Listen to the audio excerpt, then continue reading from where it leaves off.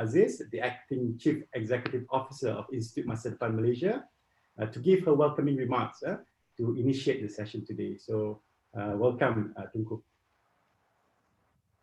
Okay, thank you. Thank you, Azwa, and a very warm welcome to the panelists, esteemed panelists, and to all our audience out there. It's a nice sunny Friday morning, and we're at the end of Ramadan, so it's a good day. Yep. So I just want to share a little bit about Institute Masa for just like a few minutes, for the benefit of those who doesn't know about Institute Masa. Can you see my screen? Yes, yes. Okay.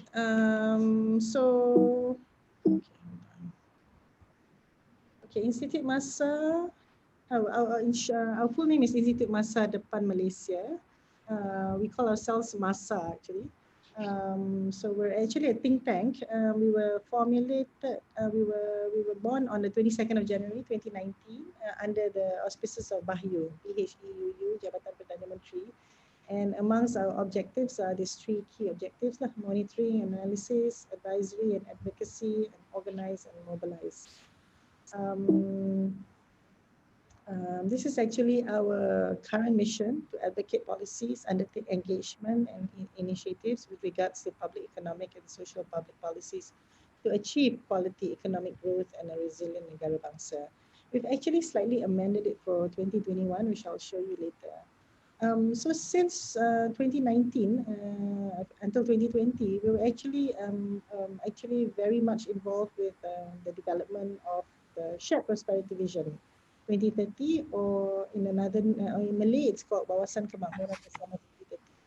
We were commissioned by the government to formulate and develop the concept, and this is actually the journey that we went through lah. In a little bit more detail, in 2018, Shared Prosperity was announced by the previous Prime Minister, and it has been also taken over by our current Prime Minister.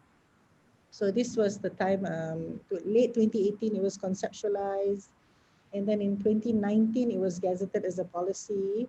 We worked together with EPU, and it was launched as a vision in October 2019. Together with the book. So there's a policy book. You can find it in our website or in the EPU website or the JPM website. Also at the DM English. The whole of 2020, we spent time on the alignment. We were working again with EPU on the alignment of Shared Prosperity Vision to the RMK 12. Okay, so come 2021, we've actually finished our job with the Shared Prosperity Vision, and so we would like to, we've handed it over to the Majlis Tindakan Kemakmuran Bersama MTKB and SEPADU, Shared Prosperity Delivery Unit, which was a unit created under the Prime Minister's Department to take over the implementation and promotion. So in 2021, what was next for us is this is our latest vision actually, to be a thought leader on policy ideas and analysis guided by shared prosperity values. So we were actually created actually because we wanted to propagate and promote shared prosperity values, which we hold very dear to us, and this is all our mission and all of which we will put in our website, because this is quite new.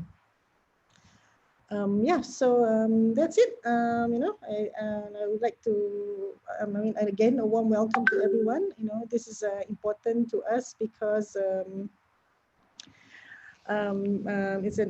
this topic is actually something that was we think is very important, and we were talking about it for quite a while already, and when I spoke to Azwa, and we discussed and we decided to have a webinar, and we were happy and to have all our esteemed panelists agree to come this morning. So, we look forward to a good and fruitful conversations, and hopefully something good will come out of this. Okay, over to you, Azwa.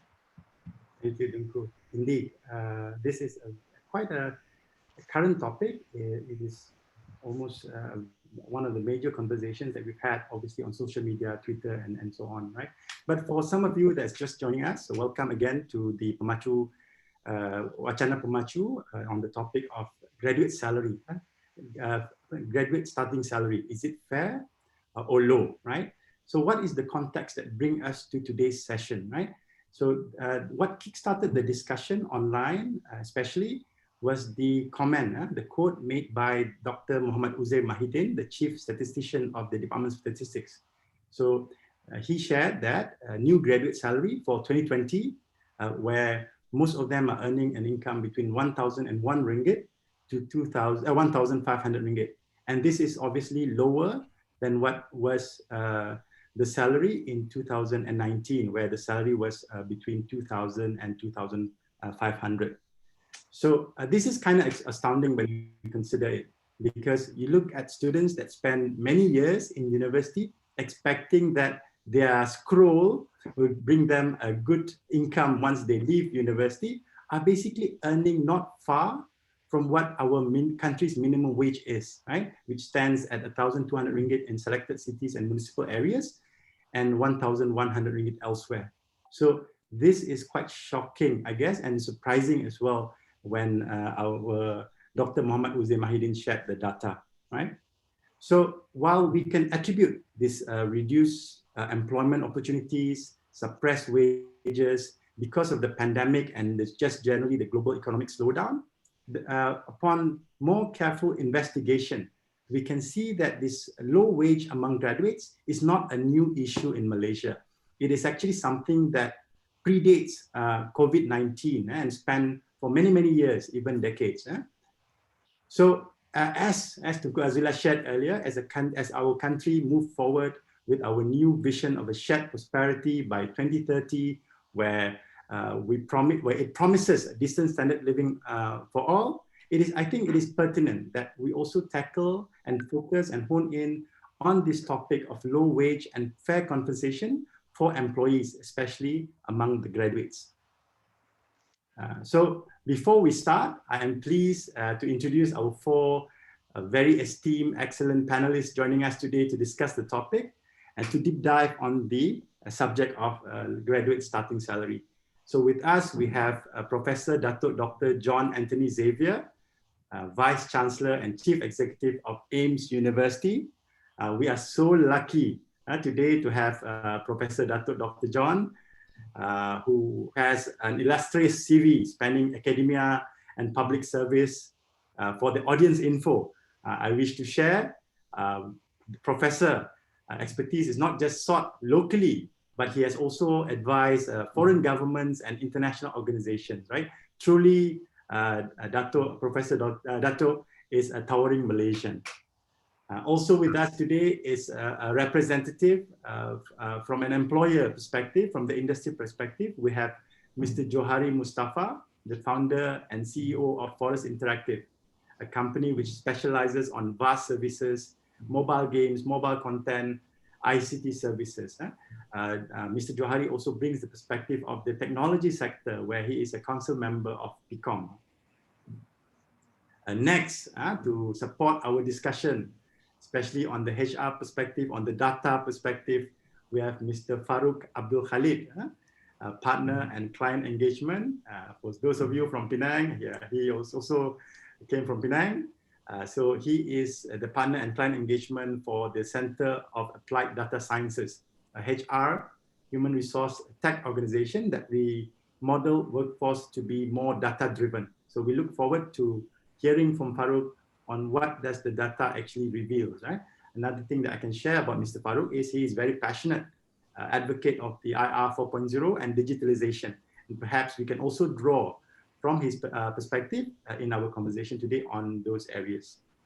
Last but not least, I think probably one of the most important, more important, is to also hear from the youth, from the graduates' perspective. Otherwise, it's just me, Mr. Datuk Professor Farouk discussing, but we're not hearing from the most important stakeholder themselves. So today we have Mr. Premanan Ayavu. I will call him Prem. He is the caretaker, hailing all the way in Sarawak now, of Majlis Perwakilan Pelajar Universiti Malaysia Sarawak. And as I mentioned, we hope to hear from him as he shares the perspective of the youth that are going to enter the job market. So warm welcome to all our panelists today. Again, I wish to welcome all our participants that are willing to spend their Friday morning listening and maybe adding some knowledge and maybe listening to some recommendation on the subject today. So without further ado, perhaps I will invite Datuk Professor Dr. John to start giving a little bit of presentation on the context of the topic today. Thank you very much, Encik Azwar. Thank you very much for your warm and generous introduction. Just very kind of you. At the outset, allow me to thank Yang Mulia Tengku Azlina for this invitation on behalf of Institute Masa to share my thoughts on this very current burning platform of graduate salaries. Allow me to share a few slides.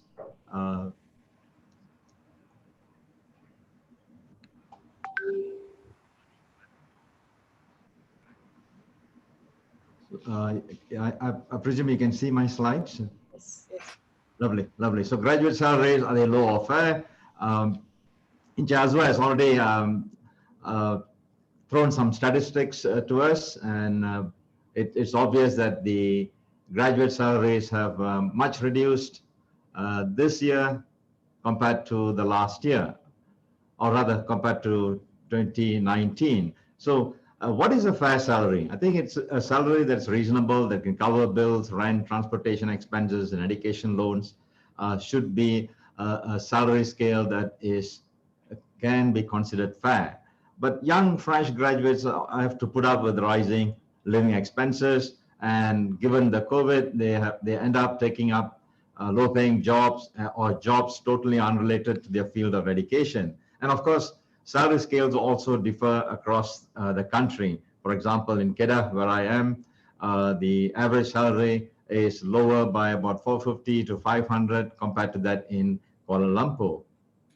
So what is a decent salary? In 2016, Bank Negara estimated that the living wage of a single adult in Klang Valley should be about 2,700 ringgit a month. But Encik Azwar said that our graduate salaries are hovering around 1,000 to 1,500. So if we go against this benchmark, then obviously the salary is definitely not a fair one and not enough, or doesn't measure up to the benchmark as set by Bank Negara Malaysia. The average salary for new graduates is about 2,427 per month in Malaysia, but that is in 2019. And even EPF has also, KWSP has also undertaken a study, and they said that a person without a car in Klang Valley will need 1,900. But if he does have a car, then you would need a minimum of 2,500. So all these figures get closer to what Bank Negara had estimated to be the living wage of a single adult in Kuala Lumpur. That is 2,700 ringgit. But the reality is fresh graduate salaries have fallen to closer to the minimum wage level of 1,200, as Encik Azwar mentioned to us. Real starting monthly salaries of most graduates have also declined over the past 10 years. The Ministry of Higher Education annual survey says 10% of graduates with degrees have only earned between 1,000 to 1,500 over the last 10 years. And in 2021, about a quarter of fresh graduates earned less than 1,500. One third in 2020 earned less than 2,000. Sorry, 54, half of them earned less than 2,000. So the majority of new graduates, as Encik Azwar rightly pointed out, have earned between 1,000 to 1,500 last year, compared to double the sum in 2019. But for the case of PhD and master's graduates, they have been doing better. They have been getting between 5,000 to 10,000. Diploma graduates, where the majority are, and their salaries have ranged between 1,000 to 1,500. So they are in a comparable position with the fresh degree holders. So the question is, why low salaries? We know many of the reasons, but let me quickly go through the list. Of course, lack of skills, and lack of high-paying jobs.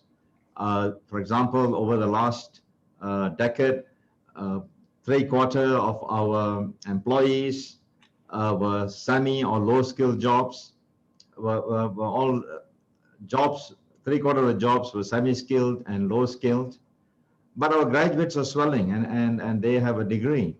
But against the stagnant growth of skilled jobs, our graduates are finding it difficult to get the job that they want and the job that suits their qualifications.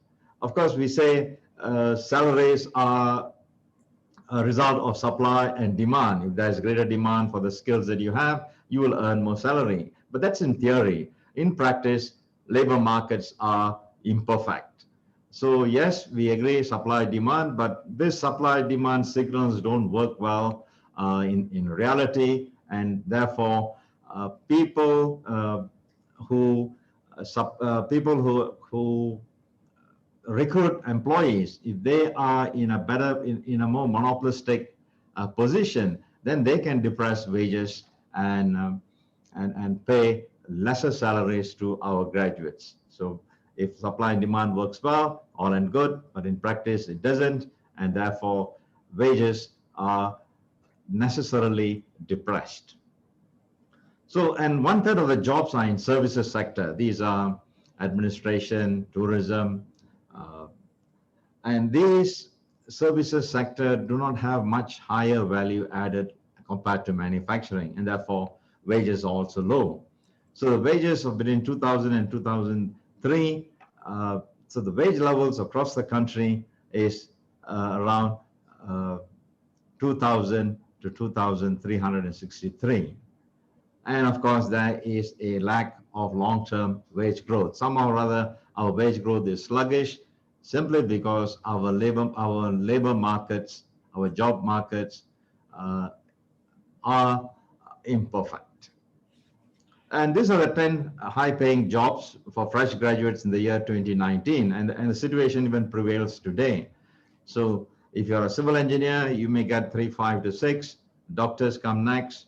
Computer and software specialists, 4,500 to 6,003.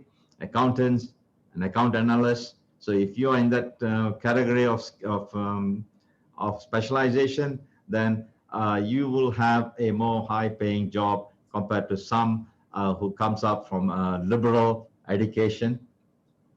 For example, like where you end up as an editor or a logistics distribution executive, education consultant. These also pay well, but given the situation, we may not be able to reach that level. Again, it also depends on your skills and your expertise beyond the paper and academic qualifications. So let me stop here and let others say their piece so that we get a better picture of whether salaries are fair or are they enough. Thank you, Jazwa. Over to you. Thank you so much, Dato, Professor, for those sharing. Indeed, the data are very revealing, very insightful. Obviously, one thing that we can take away from that is it is not a sort of like a one statement that actually we can generalize. There are industries where the wages are better paying. There are regions, for example, where the wages are better paying compared to other regions in the country. So thank you for that that very insightful presentation, Dato. So next, I wish to invite Johari, Mr. Johari, to share his insight from the industry. We've heard from a very experienced thought leader, academia, with experience in public service. Now, perhaps we want to hear from the industry side. What is the perspective in terms of what perhaps the employers are looking for, or what are the breakdowns in the job market? So over to you, Mr. Joy. Good morning. Good morning, Azwa and fellow panelists. Yeah, thank you. And interesting numbers there from Prof. Dr. John. I'll try and make my slides a bit brief. I'm just sharing a bit about my experience in the industry. Okay, so now interesting numbers here, especially the past few weeks. a lot of people here have been talking about these recent stats from Department of Statistics Malaysia. I mean, looking at the numbers, 2020 especially, one of the lowest in terms of the salary bracket, right? 1,000 to 1,005. Of course, on average, we've seen some of the numbers on the slides before. Companies are offering anywhere from 2,000 and 2,500 last or the previous year.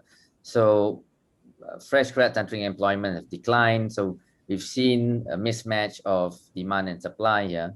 While there is a lot of supply of graduates entering the market, companies are slow in picking up these fresh grads. So that creates a lot of a high number of unemployment. And you see that total jobs in private sector has actually declined. Well, these are numbers that were shared before to the industry. And I think the government is working hard in terms of, how do you address this gap? Well, I want to share with you a hard truth about myself. Right? I started work about 21 years ago, and that was in the broadcasting industry. It was a TV channel back then called NTV7, and my starting salary was 1,500. So if you compare what we see now to what we saw 21 years ago, you don't really see much difference. And if you look at inflation, that's gone up possibly an average 5% a year. These numbers don't make sense, right? And I'm wondering how a fresh grad today with that salary of 1,500 will be able to survive in today's world, considering all these costs of living. It's been 21 years since, right? It's rather shocking to look at the disparity in terms of salary not picking up as much as we want. So I guess today we're here to address on the reasons behind why that's happening, and what we can do about this, either as a company, as an institution, or from the government's perspective. Yeah. Next slide, please. And one of the experience we want to share, as a company, we get a lot of requests from students, right? Students applying for internships, or fresh graduates applying for their first job. Now we get an average probably 2 to 10 requests on email or from some of the other social media channels. Now, if from an employer's view, from what we would like to see, people applying for vacancies or for roles in the company, they would be expected to have a cover note, a cover letter, a resume, or a CV, and explaining a bit about themselves. And this is what a lot of companies out there expect today, especially for us in the tech industry, who expect students or fresh grads to actually do some research, right? Go to our website, look at our social channels, understand a bit about what the company does before sending an email, and trying to resonate how they are and how they will probably fit with the company culture, or an interest that they might have. But in reality, and ever since 21 years ago till today, we still see a lot of fresh grads simply not taking the initiative, right? They send a message saying, hey, is there any job vacancy, and may I drop my resume or CV? So this is something that has not changed, and a lot of employers out there, they can't really connect with these sort of fresh graduates that don't take the initiative to actually do more in terms of understanding what they want. So these are one of the gaps that we see from the industry. Next slide. And I want to share with you I wouldn't say a case study, but an experience that we saw. And this is with internships for students applying for internships, right? And from time to time, we have a lot of these requests. Universities come up to us and say, hey, we've got students, or the students come up themselves to us. They look at the list provided from the university. It might be an old list, it might be research they've done online. they go to sites like Glassdoor or Indeed, and they look at companies that they are interested in, which fits into the industries that they are actually taking the courses for. Now, the challenge we had, the past few years, we had students from about 9 college or universities, emailing us up. And, from time to time, and I'm sure I'm not the only CEO or a company captain that's getting this, right? Some of these graduates, they look you up online, they send an email. And some of these emails, interestingly, they have no introduction or content. So you might think at first that it's a spam email, but then actually when you look at it, it comes from a personal email. And typically, sometimes they're just so lazy to even enter only your email. So they put there 30 or 40 companies, which is so unprofessional, right? And probably 21 years ago, I might have done that, but today we don't really do this sort of things. And they're expecting some of these companies to actually respond back. And some of these emails, they don't even have proper introduction, right? They just say FYI, and then they just attach the CV with hopes, with some dreams that these companies might just call them back and ask them to come for an interview. Well, what we did, and I guess some of my industry peers would probably think this is a waste of time, but I guess that's part of me giving back. I do take the time, probably about 10 minutes, just to respond to that email, right? And I'll CC. I take the pain to go to the university site, look for the email of the head of faculty or the dean or the vice chancellor. I put that on the CC, just to see whether the university wants to respond or acknowledge in any sense. And what's interesting is that none of these, well, I think two of these students, a total of 21 students, if I may recall, they actually responded from my email. I just sent a short email saying, hey, this is not the proper way. If you think that you're gonna get a job with this sort of email, that's not gonna work. I think you should really ask your university on how to go about this. And only 2 of the out of the 21 students actually responded. And on top of that, these universities, only 2 of these universities actually responded on behalf of the students, saying, hey, Johari, we're sorry this has happened. We'll have a talk with the student. And interestingly, one of the university dean actually called me up personally, came to the office, apologized, and yeah, we did. We went through a program that they wanted to send more internship students to us. I guess it showed that we actually cared for these students. But going back to the subject of today, it's how can employers expect to offer a high salary if the students don't own up and actually show a lot of initiative from their side? So this is one of the gaps that I was talking about earlier. Next slide, please.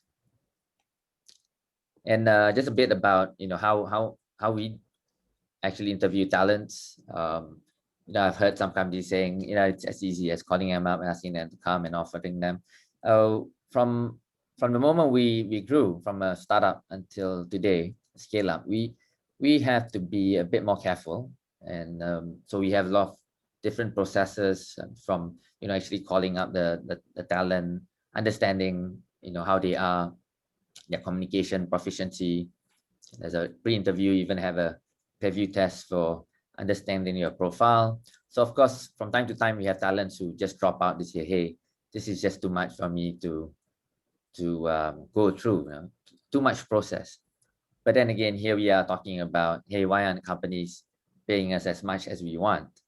But then from a employer perspective, they can't even go through the series of tests or the levels of interview. Now, I don't blame the companies. They have to be extra careful with talents. And, for us, 12% of our new talents are actually fresh graduates, and they form about 5% of our total workforce, and that's what we've done last year.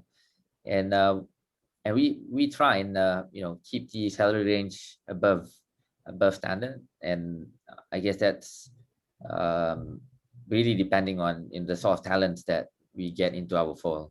And of course, as a tech company, we try and offer a lot of benefits where that this would really help the talents that we employ.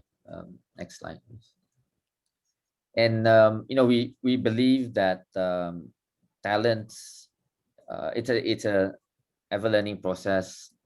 Some of the things that we do, there's always upskilling through yourself initiative, through Udemy, LinkedIn Learning. Of course, government has the HDF contribution, and we believe that co-curricular activities is important in the development of talents. So why I'm showing you this slide is I believe that companies have to do their part as well, to showcase how interesting in terms of environment that they can have. But however, putting this up online and having fresh graduates to actually do their research and their due diligence in terms of understanding what the company wants and whether they will fit into the company. So that I believe is important, rather than just show up for an interview and no research at all. One of the questions that they always have for me is, actually, sir, what does your company do? And it's sort of a turn-off question, since you got the internet now and there's so much information there online. And I think that what contributes to the lower scale of salary that the employers could offer. So that's just my 2 cents. Next slide. Yeah, I guess that's it from me. I'll leave it to the other panelists, to share some of their knowledge and experience. Thank you. Thank you, Johari. That was really inspiring. So I think one thing we can draw from Johari is not all employers are the same as well, right? I believe that there are many employers like Johari that actually cares, that actually takes into account like for example, what Datuk Professor shared just now about decent living wage for fresh graduates, for new graduates entering the job market, right? So if you look at as an employer, we also want the best talent, right? We want to compete, that we are able to get the best talent in order to grow our business to become a scale-up like Johari, right? So I think one thing that we can take away from Johari's presentation is the student need to also own up, right? There are issues that he raised, which has been discussed for a very long time. These are like soft skills, being able to communicate, being able to negotiate, right? Being able to sort of do research even, right? It's not just enough for you to have your degree in whichever field that you are, but also you have to match them to the needs, the expectations, and what is it that the employers are looking for. So thank you so much for that, Johari. So next, I will invite our data expert, Mr. Farouk, to provide his presentation on the subject that we're discussing today, which is graduate starting salary, fair or low. So, Assalamualaikum and very good morning. First of all, thank you to host Institute Masa, Kuya Tunku Azila, fellow panelists, yes, Mr. Moderator Azwa, great job so far, and of course, participants of the webinar this morning. I'm not sure again how many we are having from the student side, and again, we hope that we also have a few from the industry as well as the policymakers, because this is actually a controversial subject when we talk about salary. And again, in my life, quick one, I started my first 10 years in my career as an engineer. I end up now as a human advisory / we are everybody's going into this whole data technology advisory role. Interesting to actually play the bridge between, again, people like Professor John Xavier from the, academia world. Again, we work with the industry a lot, large companies, SMEs. And of course, ultimately is again, who are we talking about is actually the future talent of the country.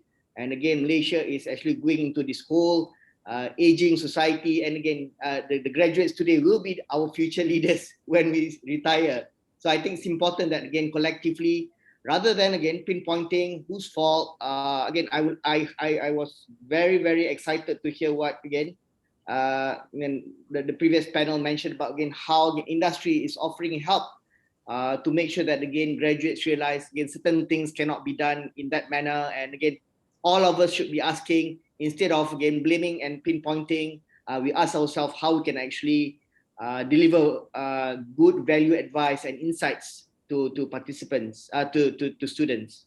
So if you go to the next slide. So my sharing today is quite straightforward. I think again, the last two panel speakers have elaborated a bit on a lot of facts and data, insights and experience. I'm just going to support a bit more in terms of the facts and available data. I can't stop on again sharing data, because again the devil is in the detail. But scary enough, depending again which source of data that you're going to pick up and all that, scary, you'll probably get a different version of again information. So again, if you're not careful, we have this knee-jerk reaction that again, oh, okay, we should be panicked of that sort. So again, ultimately today, there's enough research to show that again, everybody's facing the pain, not just the fresh graduates. It's not just Malaysia, it's a global impact when again, recession comes and hit us, pandemic like this hit us. The last pandemic was again last century during the Spanish pandemic. So again, all of us are actually experiencing something very uncertain. And the second point that I wanted to share as well is again, is it all about salary when fresh graduates go into employment? And surprise, I think again, just a quick data to show to all of you today that again, there's multiple other components that you need to be aware of in terms of again getting into the organization. And again, I hope that again with this quick sharing, we can just go into the quick Q&A session, because I think it's best to hear from you guys, and again we can actually do a quick response on your burning concern or question from all our data and sharing today. So next slide.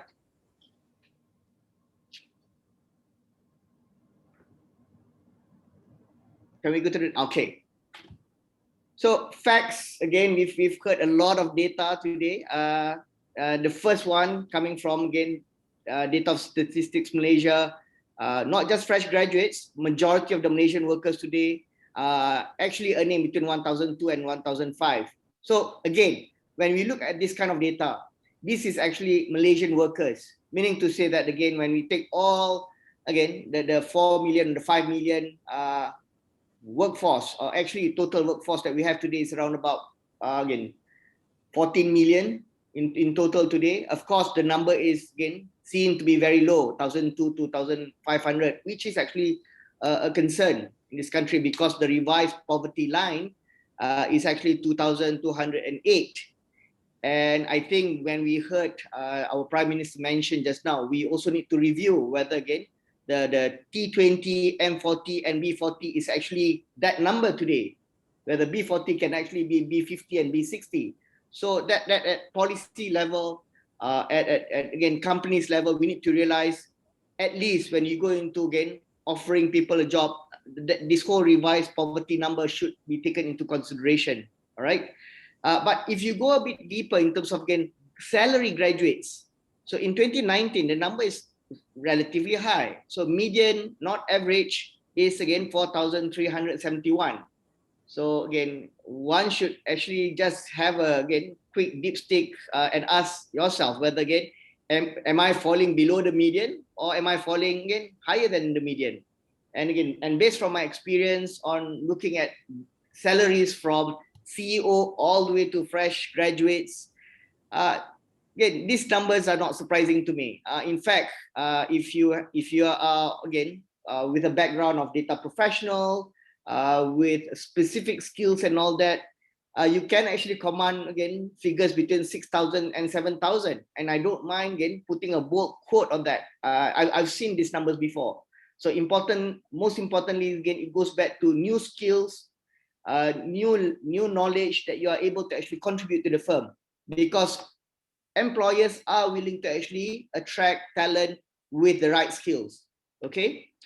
And the third point on fresh graduates who enter the job market in 2020 earn lower starting salaries compared to 2019, we can't help it.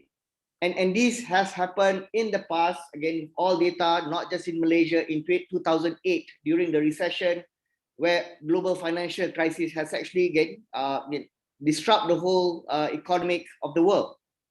So when we start understanding the context, this is happening. I think the next question we had among ourselves is, again, are you going to rush for any job that's available? Or you're actually going to try to be mindful about the situation and quickly upskill and go for the very best job? Because at the end of the day, as graduates, you have the very important skills that you learn from the university. The cognitive are fairly good and all that, but quickly you need to actually pivot in terms of where will be the demand or the highest demand of the industry that's require your skills today. There's enough evidence to show in the past, in 2008, if you go into a lower job again versus the qualification and skills that you have, unfortunately, again, it will prolong for at least 1 decade that you will remain in this kind of job.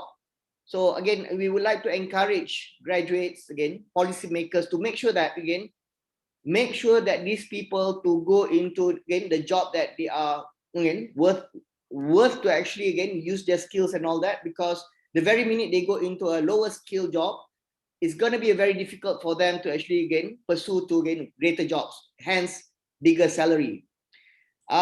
Monthly average wage in Malaysia in the economy has risen 4.4%. Is that good or bad? Also debatable. I think there's also enough study to say in the last 20 years, productivity in Malaysia has increased far much better or far much faster compared to the salary. So we cannot compare with the multinational companies and the GLCs, because I think they go on a very professional market rate, and because they want to attract talent. But the very fact that, again, our workforce, 80 or 90% actually is driven by SMEs, I would encourage as well for the SMEs to actually play a different, mindset, to start paying fresh graduates commensurately to the market value. And when we talk about salary as well, it's a very technical subject per se, because we are moving towards different permutation and combination. How do you pay people? So, for example, you can't really compare my 5,000 salary compared to another one in a different company, because you don't know what are the benefits that they are getting, what are the allowances that they're getting, what bonuses that they're getting at the end of the day. So again, would you be able to get this information from public domain or government data? No company will actually be very detailed in terms of sharing this, because again, this is where the strategy kicks in. So just be mindful. This whole component about talking about salary and all that is very emotional. But more importantly, I want to actually go and divert in terms of how fresh graduates can actually make yourself more employable, more marketable in the next few slides. And the last slides on data as well. If you look at the big mismatch today, I think Prof. John Xavier also mentioned about, the job seekers, if you look at, everybody's asking, is pretty much the fresh graduates. Malaysia today factually has got the third or fourth highest unemployment from graduates. Again, that's quite sad, because I think we've got a mismatch there. And for what's in the market, what's being offered is actually vacancies for non-graduates. So because of that as well, we know this for a fact. And again, how do we do things better moving forward? So next slide, please. This is just a 101 for, at the end of the day, if anyone were to ask what determines the salary of an employee. So this is a quick one and a simple one. So if you look at the 4 circles, again, of course, right in the middle is the dollars and cents would be number 1, the job complexity, right? So meaning to say, if you're a doctor, for example, this is straightforward. Again, if you're a specialist surgeon and all that, obviously you're going to be paid more than, your doctor who just graduated. As a CFO, again, everybody will get so psyched up with this whole title of CFO. But again, if you have to compare with CFO of Petronas compared to CFO of Syarikat Ali Abu and Mutu. I mean, what I'm trying to say is again, the role in CFO of a multinational company or the role in certain CFOs would be totally complex and different. All right. Same goes for ballet dancer, and that goes for barista. Again, whether you're a barista at a high-end coffee shop and all that. Can this be measured? One would wonder. And again, people like us in the organization and in advisory actually able to help organization to measure very specifically in terms of the dimension, because these are all science behind it to measure. Okay, a surgeon of this job complexity will be of this size. All right. So that's important, because if you want to pay someone with again more complex role, more accountability in their job, we need to actually commensurate them with again a good salary. The next factor would be the supply and demand of the job. So again, today, for example, drone pilot, where again everybody's talking about it now because it is a very again demanding job, and even if it's not a complex job, you can actually command a high salary compared to again those doctors that is in abundance today. So look at this and understand, if you go to again Perak or again Johor, the demand, supply and demand of a job plays a very important role as well. Unfortunately, taxi drivers today, because you have your competitor like the Grab drivers and all that, you will see that again, nobody wants to be a taxi driver, for example. That's a very simple example in terms of again, how an employer would reward a particular person based on the role, on the job and supply demand. The most important thing within someone's control is definitely the competency of the person, right? And when we talk about a competency, it involves two parts, the IQ as well as the EQ. Can we measure both? Definitely. And can we actually track the performance and get better? Yes. So again, people with qualification, get yourself accredited. This is important on the technical side when you do your work, okay? And on the EQ side, the soft skills, the analytical skills, yes, all these can be measured. And what I'm hearing from the industry today, unfortunately, fresh graduates struggle to actually understand how do you communicate with people? How do you actually have that common courtesy to say thank you and sorry? I think this is something of a reflection moving forward if you want to actually really gain some traction when you start applying your job. And the last part, of course, is the organization affordability. And that's very important as well. You can't be going to a company and saying that again, Petronas or again Shell is paying this much amount of money, but if you go to a small tech startup and asking something of that amount, you'll be kidding yourself. So it's important that again, if you understand the context again, how the organization can afford based on their running costs and all that, it's important you take into the consideration as well when you determine again where you want to actually apply for your job.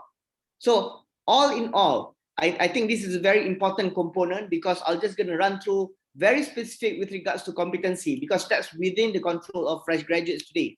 So if you go to the next slide, please. This is a fact. Number one, again, industrial revolution doesn't come every year or every 5 years. Industrial revolution comes again every 20 years. So again, we need to do something totally different, because there's new technology is kicking in. There's new different ways of working that we need to do. So new skills are required. So number one, again, there's an independent research that says 89% of nations need to be upskilled in the digital environment. 89%. That's all of us. Okay, and everybody's scrambling to actually ask, what do I need to be upskilled? Do I just go to this again public domain and sign up for free courses and all that? Will that work? So if you go to the next slide, I think that's another important data that I wanted to show.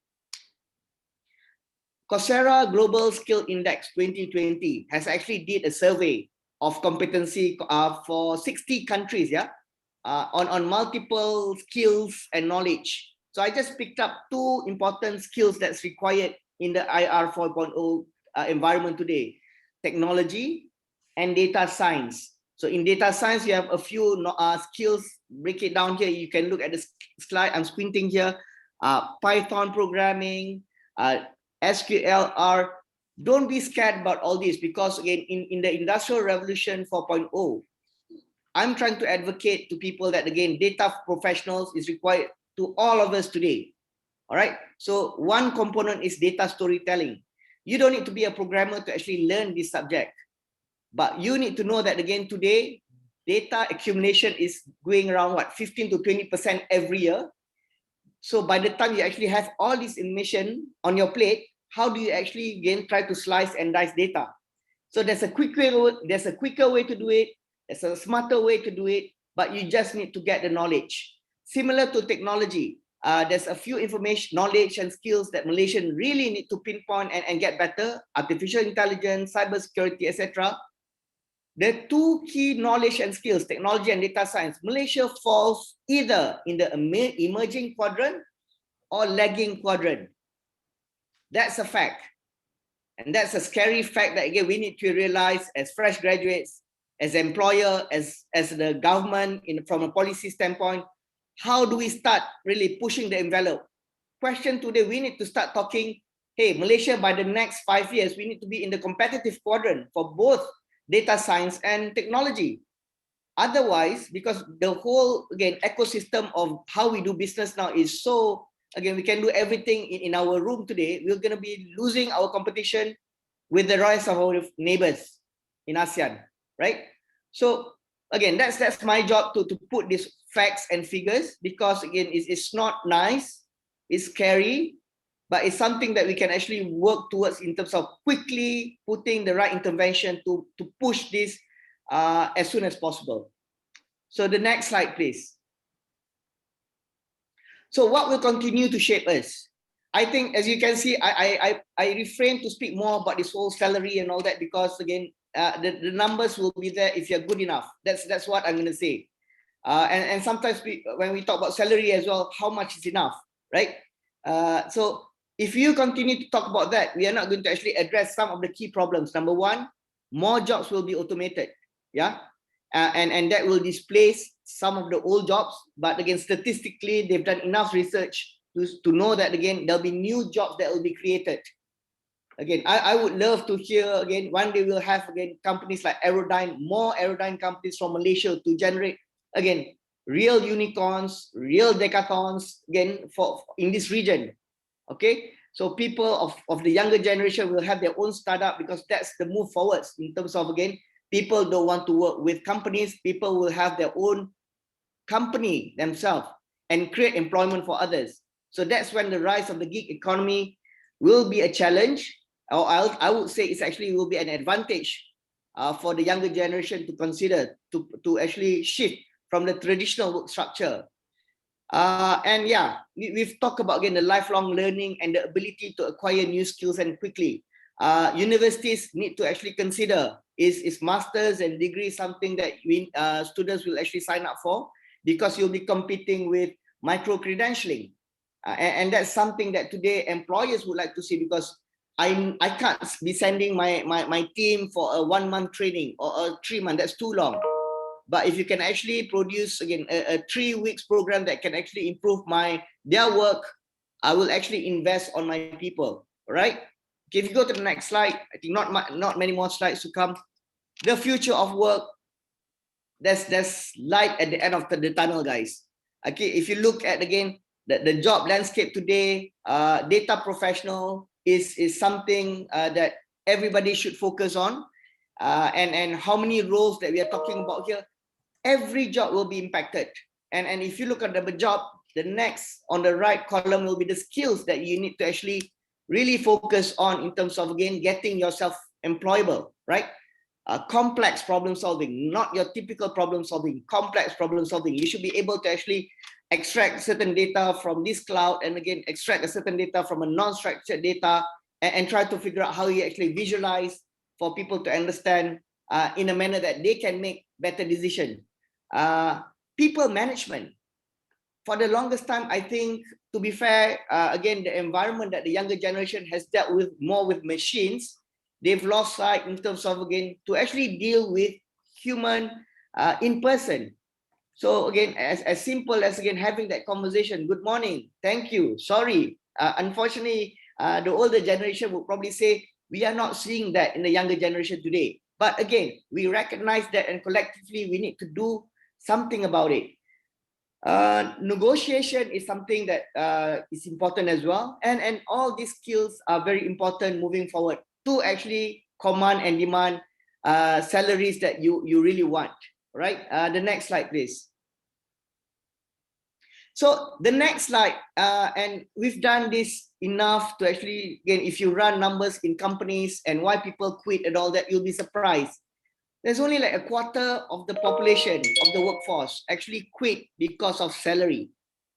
If you look at why people leave different their organization to go to another organization, there are many other multiple issues coming from, again, they're not happy with the organization, and it's not just about money.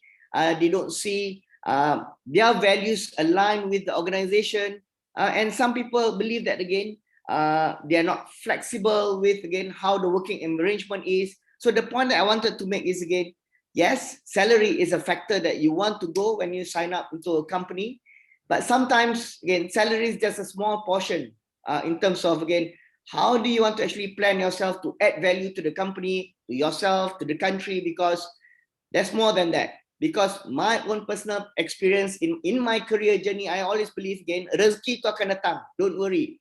Okay, but the most important thing is, again, to actually know that you wake up in the morning to realize, how can I actually add value to the organization? And the very minute that you actually demonstrate this capability, trust me, if the organization is not going to commensurate you, you will be very marketable anywhere else based on your right attitude and skills. I think that's the very key message that I want to send across, especially to the fresh graduates today.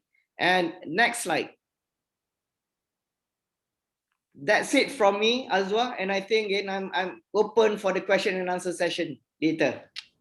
Thank you so much for that, Farouk. Indeed, those are very interesting data. I think the key thing that I draw from Farouk's presentation is the graduates need to know where the demand is.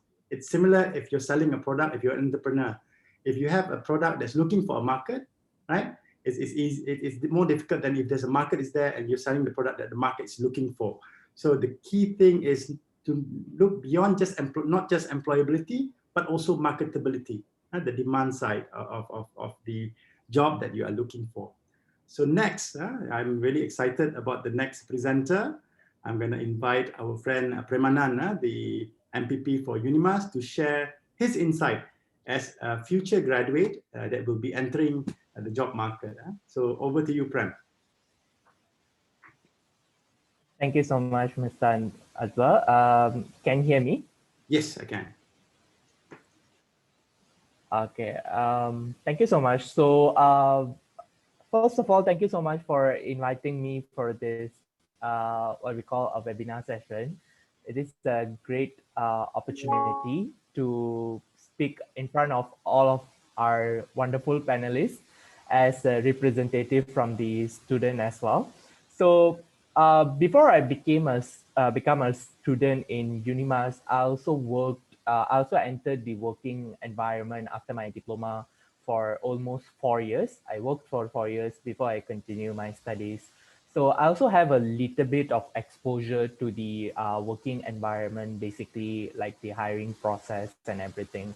I've gone through it as well. So I know how it is a bit hard for graduates, mainly for fresh graduates, to go through the process and also to, face the real working environment and also the real world out there, right? After their studies over. So basically, today's my presentation will be, we already seen a lot of facts and also a lot of data and explanation from our wonderful panelists, Prof, Mr. Johari and Mr. Farouk and everyone. So mine will be very simple. I'll be just touching on to see through the lens of a graduate, how a graduate view this topic as about the salary, whether it is low or fair, right? So basically, to start our what we call my presentation, we actually know the Malaysian graduates has witnessed the various transformation in the past decades. We have seen a lot of issues like graduate protests and also graduates showing their dissatisfaction on social medias and so on that the salaries is not fair and they are receiving a very low amount of living wage and also minimum wage and so on, right? So in targeting, what is the real motive actually behind these graduates protesting or showing their dissatisfaction? They're actually in targeting higher statistic in their graduate employability rate actually, and also to receive a very decent salary for their qualification. Talking about decent salary, it is very subjective. I agree to as a student as well as a future graduate. We cannot like generalize everything because we have various of field. As how Mr. Farouk and Mr. Johari explained just now, we have a lot of organization, a lot of fields. So then it's not what we call mutual for all the fields, right? But where do we draw the line? So that is the very important questions that every graduates have on the mind. And it is kind of unresolved until today's day, we could say. But we cannot like solely blame on particular organization or particular division only, right? So just put it out there that this is the current issue that running in the graduates' mind. Maybe I'm not talking for all of them, maybe half of them or some of them, right? So next slide. This is just like not really a statistic, but just what we call an update from Bank Negara Malaysia, stated in a cost of living report released earlier this year that RM 2,700 is the minimum needed to survive in the country's major city. Just now our prof and other panelists have explained very briefly. So this is just a report that out by Bank Negara that 2,700 is a minimum needed to survive in a country's major city. So with being saying this, so a salary for a graduate, mainly like a fresh graduate, to survive in a country like Malaysia, as well as in a major cities, let's say in KL, so they need a minimum survival of wage up to 2,700. But next slide, please. But our in also in a recent days, we have seen like government raise the country's minimum wage to 1,200, while the minimum hourly wage is set to RM 5 ringgit and 77. None of us are denying the fact that this is have been done according to take in consider all the statistical and everything. Then only this have been set. I agree to it, and everyone will be agree to it. Just what we could see here is this is something that have been done now, but the statistic shows something else that what is the what is the real thing, I mean, or real minimum wage that we need to survive in a major country. So we can see the disparity here, but it's not to like telling that this is wrong or whatsoever. Just I think in future there could be some changes. So this could be changed, and also it could help the livelihood of a graduate in future, right? So that being said, next slide. Graduate employability, what it is basically for graduates, basically what from the point of view of a graduate, right? Graduate employability is a set of skills and also knowledge that makes an individual more likely to secure and also be successful in their chosen occupation, basically, to benefit themselves, the workforce, the community, and also the economy. So basically, to improve the salary or the livelihood of a graduate, not only to just improve the salary or a minimum wage, a graduate can live their life very perfectly, right? We also have to provide way for them to improve themselves, to create a pathway or create an opportunity to improve their skills, their talents, and everything. So that is very important research that done by York in 2006. Just want to put it out there. So that being said, next slide will be what are the collaborative initiatives for graduates that help to improve their talent or livelihood, mainly in Malaysia. In Malaysia, we are talking about graduates in Malaysia. There are like a lot of collaborative initiative actually done by in our Malaysian government. First of all, the Industry Revolution 4.0, IR 4.0 recently, and also World Economic Forum 2016 is also very important because IR 4.0, as we all know, in World Economic Forum, that is the first place where they start to talk or initiate about IR 4.0. So these are the collaborative initiatives, which is very important for our graduate to improve their talent and livelihood, right? And also last but not least, in recent days, there is a program that have been launched by our Ministry of Higher Education as well, which is very important, the Ke Boleh Pasaran Graduan. So these are the few things that graduates can look for, right? And also to just touch a little bit on the what are the issues here, why are we discussing it right now, and also why everyone talking about it. So basically this is only one thing, but I think it leaves a very heartful impact on the graduates nowadays. The issues is I will say industries continues to prefer cheap labor sometimes, and also mismatch in skills and requirements sometimes. So why I'm saying this, there are like proof and studies that have been done here. So one of these studies said there are 80% of graduates with tertiary qualification taking up low-skilled manual jobs, right? So why this happened actually? Because education policy that put too much of focus on paper qualification. So other certain industry, not every industry, as how Mr. Johari said, he would be grateful to hire a graduate with multiple skills and also ready to help them. So it shows not all the industry, maybe certain industry, they tend to focus too much on the paper qualification. So graduates ended up taking up low skilled or manual jobs. So these things need to be changed in future, we hope. So how it could be changed, we could create discussion. So what are the discussion points? Firstly, we could have a deeper structural problem in a current job market. And also secondly, we could supply of graduates should not far exceed demand. We have to be very sure on this. Supply of graduates should not far exceed demands.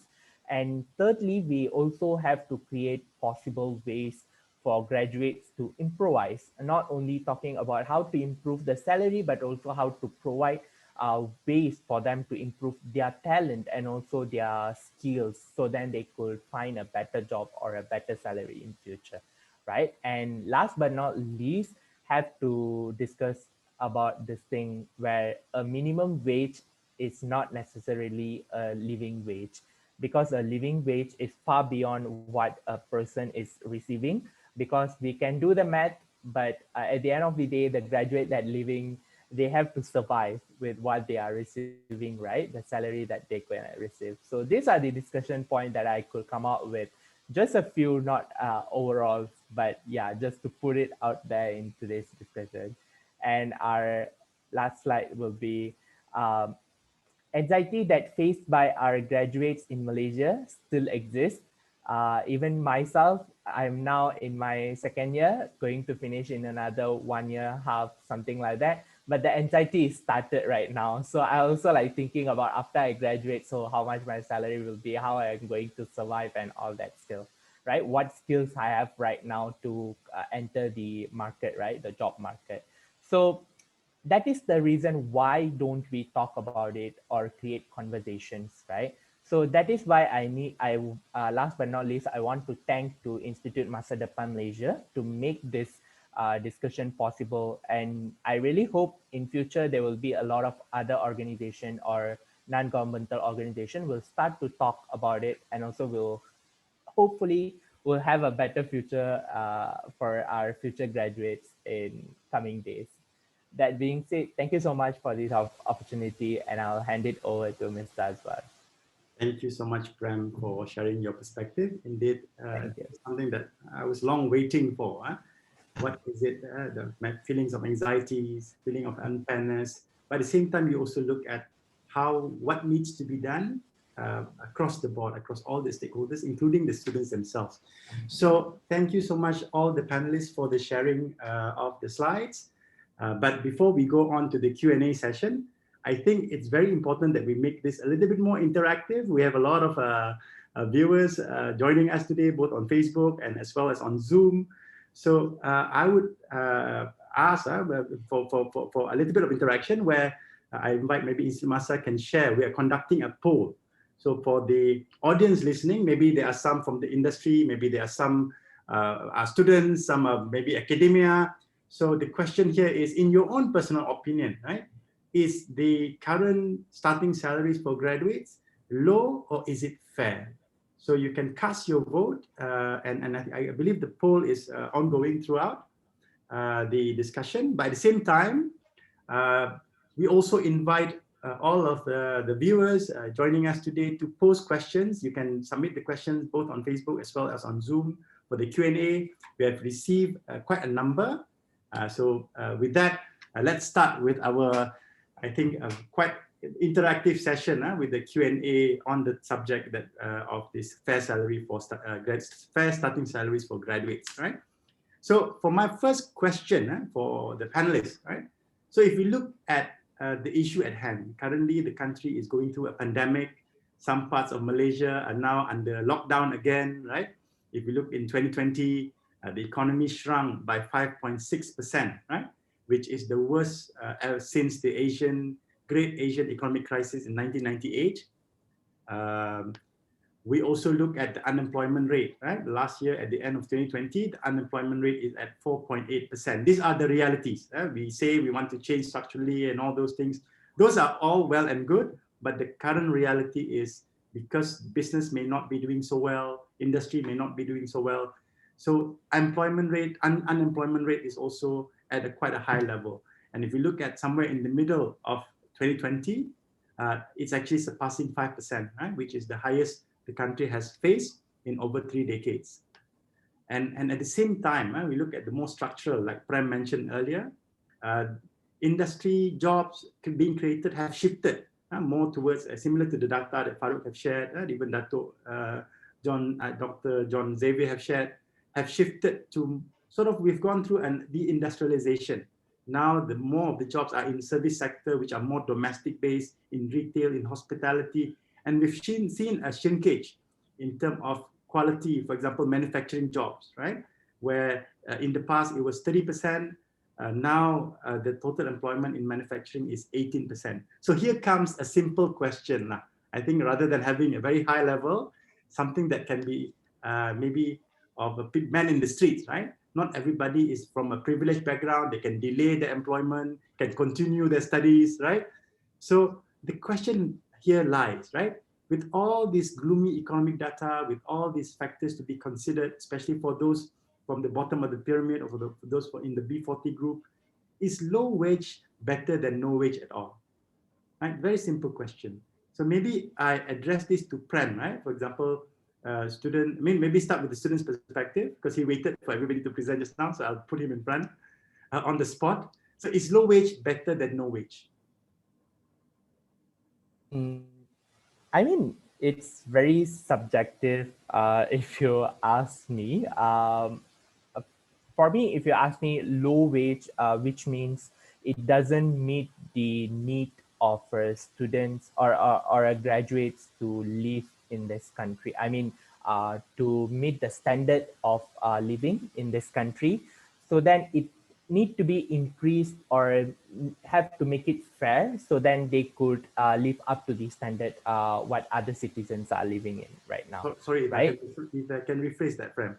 Yeah. So does it mean that you will accept no wage, meaning you will not accept any job if the market, the availability of the job, that is only low wage in the market? So yeah, that is why I'm saying like it's very subjective for me. So then like if you ask me, it depends on the country's stability and also the what we call the outcomes that we get from the graduates after they graduate, how many job markets are there. So I think there are like a lot of things that need to be taken consider. So for personally, in my personal point of view, I don't think so either will work at the end of the day. This is just my personal point of view. Maybe like we will can listen from our other panelists. Maybe they will have a different point of view as well. Yeah. all right. I think, Azwa, I would like to take up this question. Yes, please, Doctor. I would go for low wage, assuming that the low wage doesn't go below the minimum wage level, and that you are paid for the effort and the skills that you have come and have brought to your job. Why I'm saying low wage is better than no wage is simply because you build up your resume rather than sitting at home and waiting for a cushy job to come by with a salary that you want.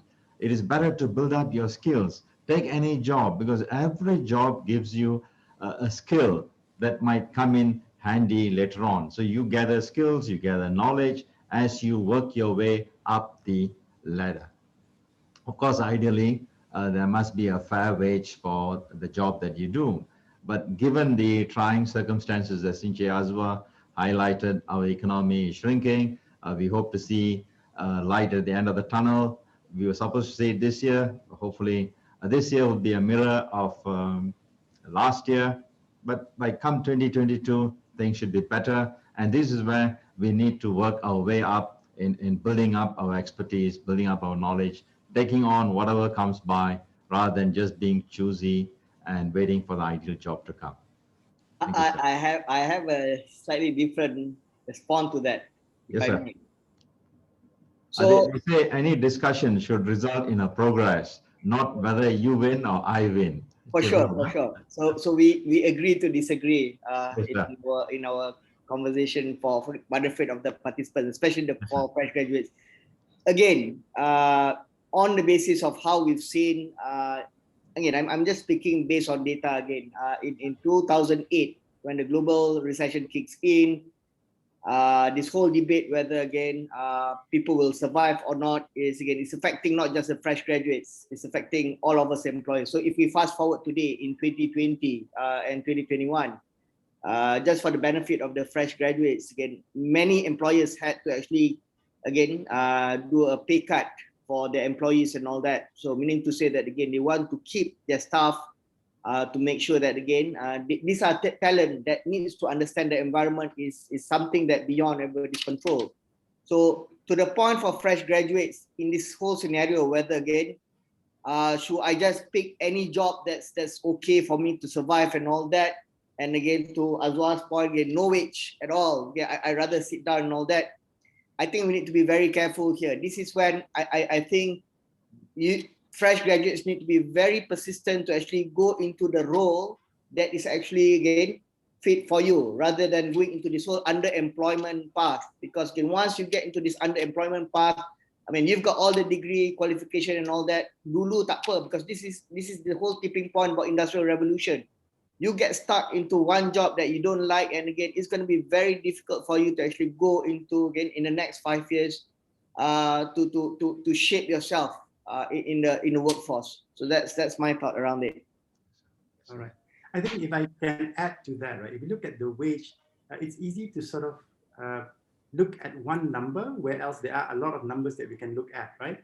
So if we look at certain industries, right, they are actually growing during the COVID pandemic. Right? You look at the tech sector and all that. So I guess that's also the graduates being more strategic, right? Rather than if they think that the other side of the market is doing better, perhaps the question belies more on what can they do.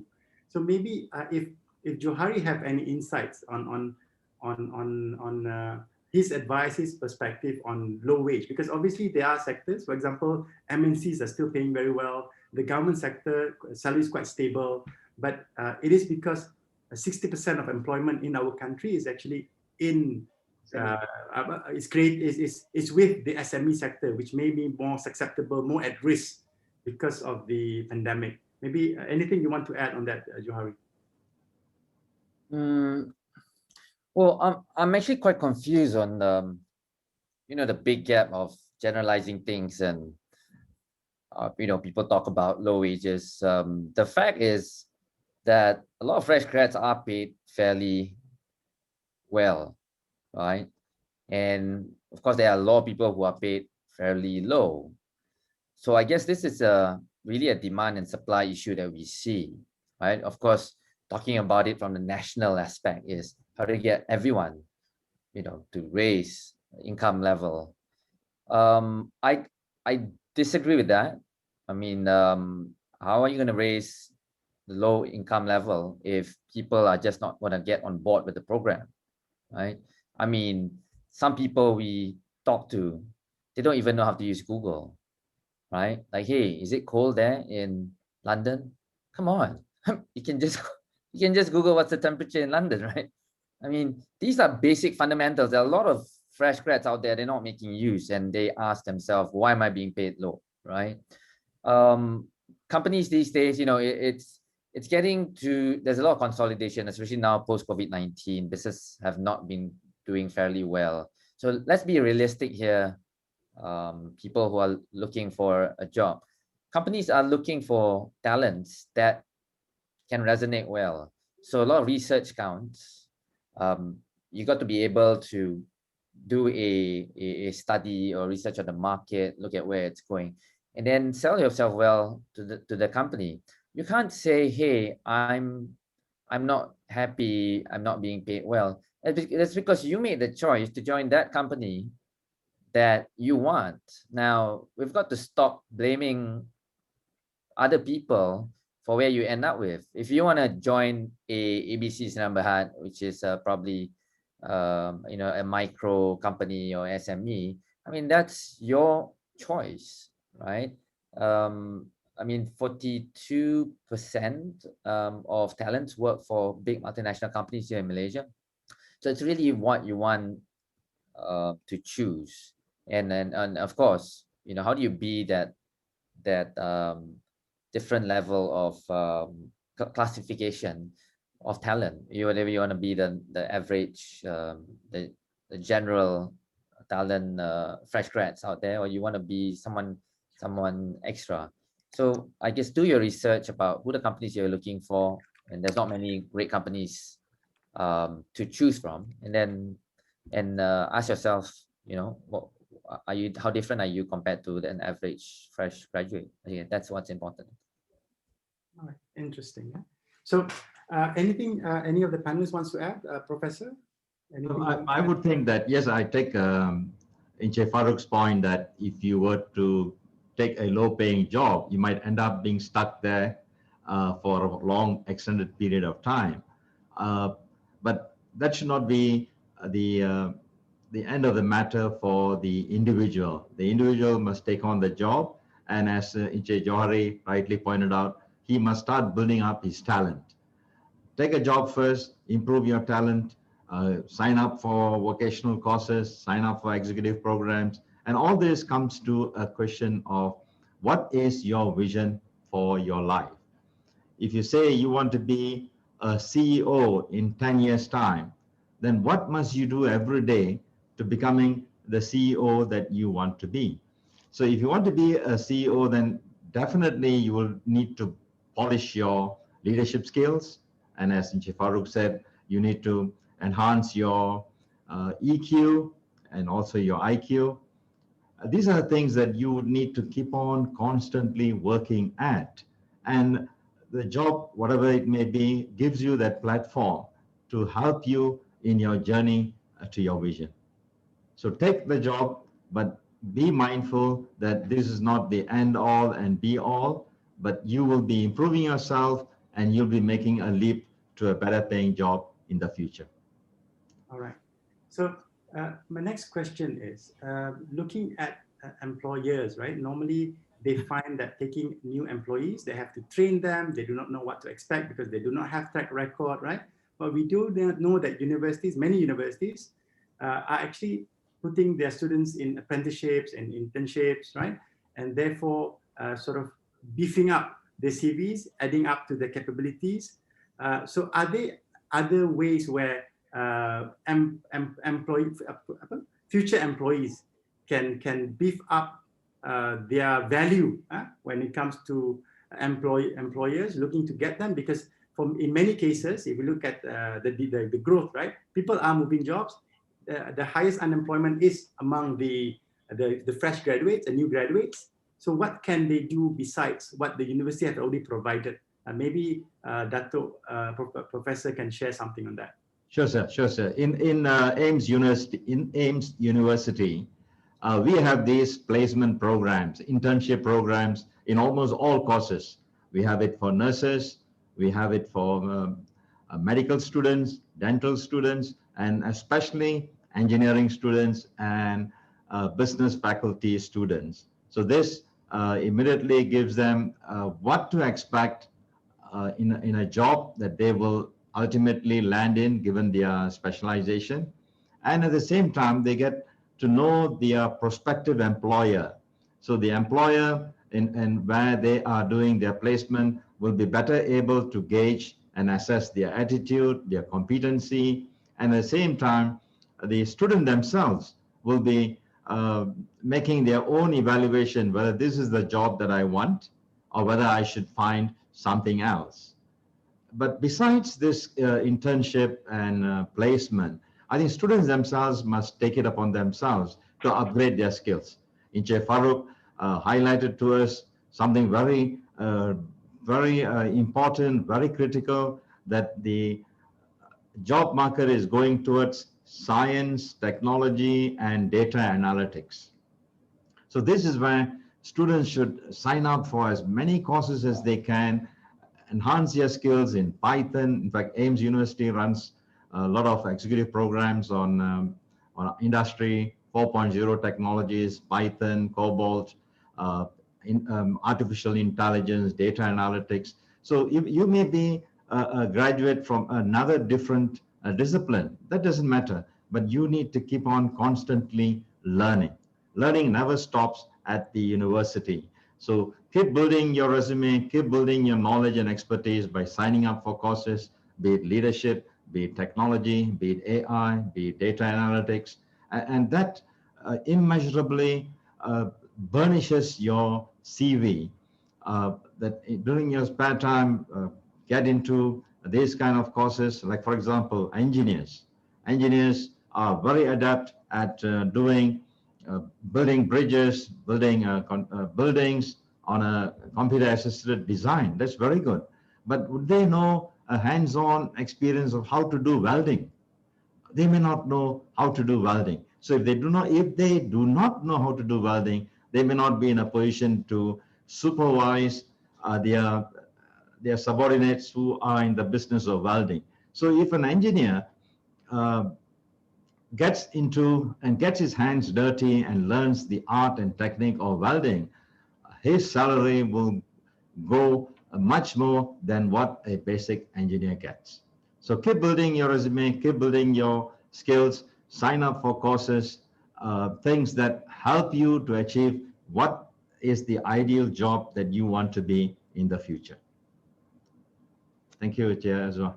No, because this is a very important question. Perhaps we can hear thoughts from the other panelists, because the same question has been posed by two of our audience today, Mr. Alif Kushairi Abdul Razak, a fourth-year student at UTHM, and Ahmad Ramadan Osman. So maybe Johari, I mean, from an employer's perspective, you have a fresh graduate, beside their university degree, beside their scroll, how else they can do? What else can they do? I mean, you shared a little bit in your introduction, but maybe you can share a little bit more. I'll try to be a bit blunt here, especially to the fresh grads listening. I think it's all about, well, if you look at LinkedIn and, writing on the wall, it's all about personality and attitude, right? I mean, those are very important skill sets as compared to, say, just a university degree. Not saying that you shouldn't take it, but that's just some of the things being shared out. Let's go back to the basics here. I think what's lacking, especially here in Malaysia or in KL, is communication skills, right? I mean, you might have a degree, master's, or any other qualification, but what good is that if you can't even communicate this well, right? You can't communicate this well, you can't sell yourself, and you can't bridge that gap between you're looking for a job and able to connect to the interviewer. Now, I think one of the things that we experimented here in our company, we have 30 nationalities speaking 26 different languages, right? And realistically, we're always going to come across problems. Somebody echoed something in their version of English, and it's misunderstood by somebody which was not from the same country or speaking the different language. Now, I think this is one of the most important aspect that a lot of people overlook, especially, you know, when say if you come from Malaysia and you have a good command bahasa, and you think, hey, I'm good with that naturally. But a lot of problems that we face here in the organization is teams that don't really know how to communicate efficiently. And because of that, the problem solving duration increases from, say, just one day to solve a complex problem to taking 2 or 3 weeks. Now that's really unproductive. And this comes from fresh graduates or even any talent for that matter that is not able to communicate effectively.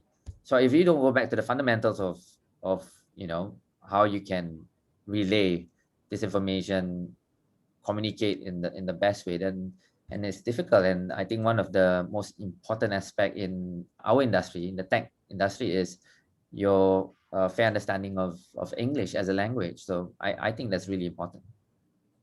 All right. Besides your CV, it's how you present yourself. You can have a basic presentation, but if you can share your ideas, your thoughts, your critical thinking abilities, am I right, Johari? Yeah.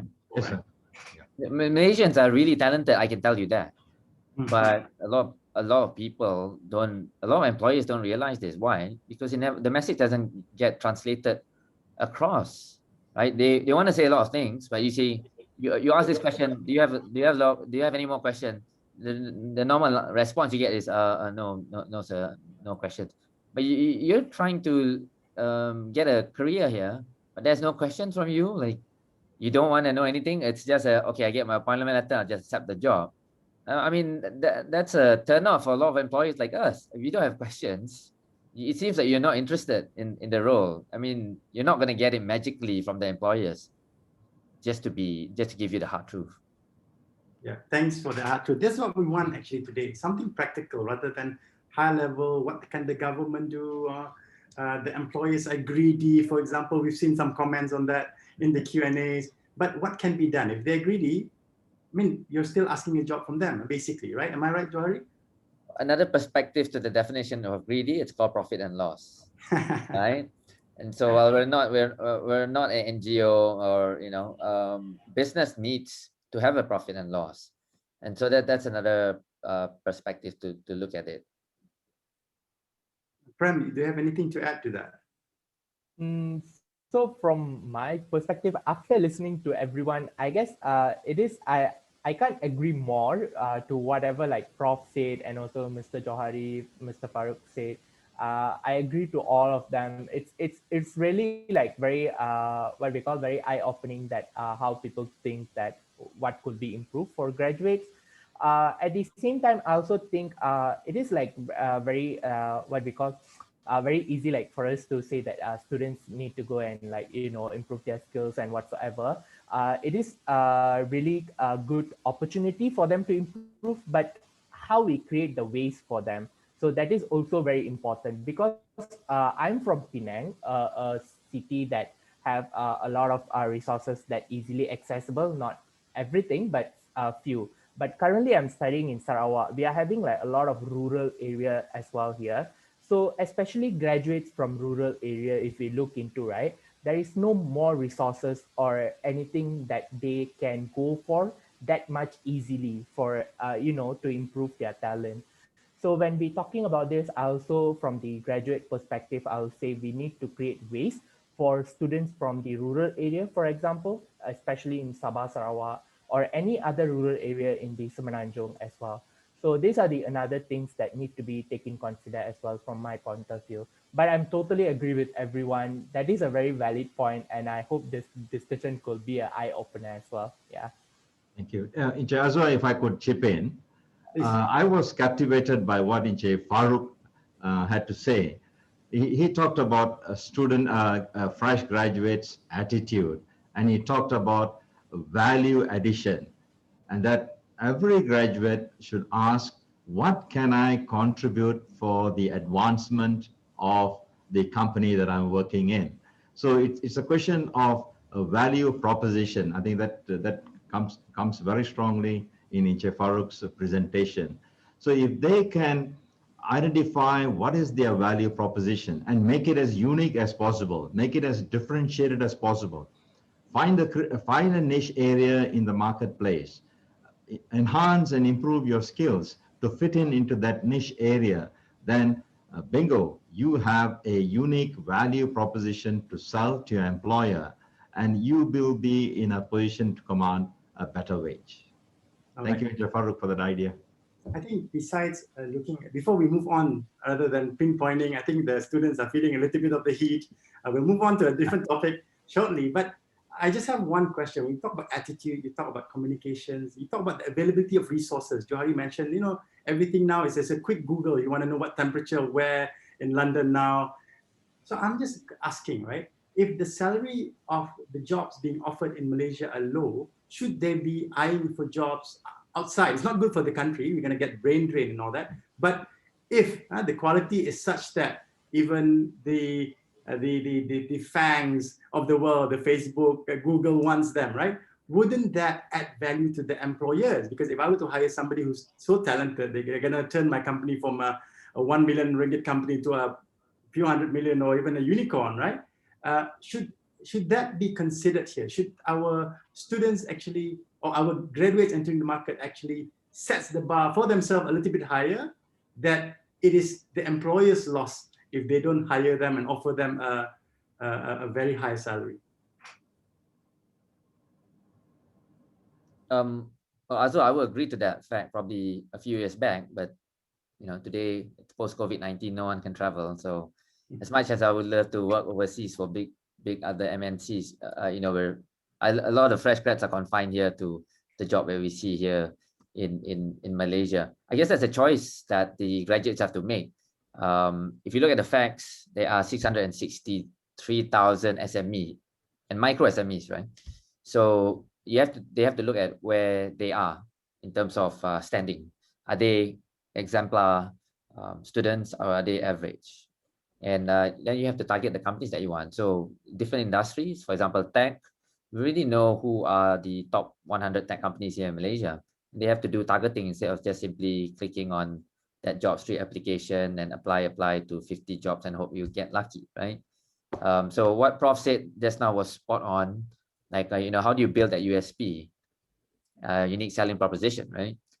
If the students don't have, I mean, if the fresh grads don't have it, then why are the companies even looking at them? And yes, out of these 600,000 micro SMEs, we all know that you're not going to exactly get a high salary. You know, it's just how it is.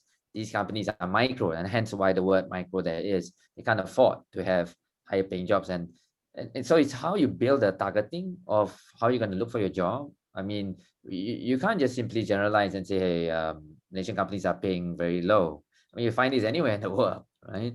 But there are companies that are paying high. Who are these companies? And fresh grads, if you want to pay, you feel that you're more valuable, then look out for the companies that can really afford to pay you. But again, as what Prof mentioned earlier, you got to build your USPs. If you're just throwing yourself out there to them, you're not going to get the job. That's guaranteed. Just my 2 cents. All right. Thanks, Nijay. Johari, and I need to tap on to your expertise as well. You talked about English. Very true. If English is the lingua franca in the private sector, then what are our students doing? Yes, they are graduating, but what are they doing to enhance and improve and upgrade their English skills? Are they reading? Are they writing? Are they improving their English? So if they, while studying for their degree, if they can also polish up their English to a higher level, Bahasa Malaysia is not our problem. That's our national language. That's our medium of instruction. We're already good at it. But let us also improve our English and improve it to a level where we can communicate and articulate. And this is what the employer like Incha Johari wants. Yes, well said, Prof. You're right.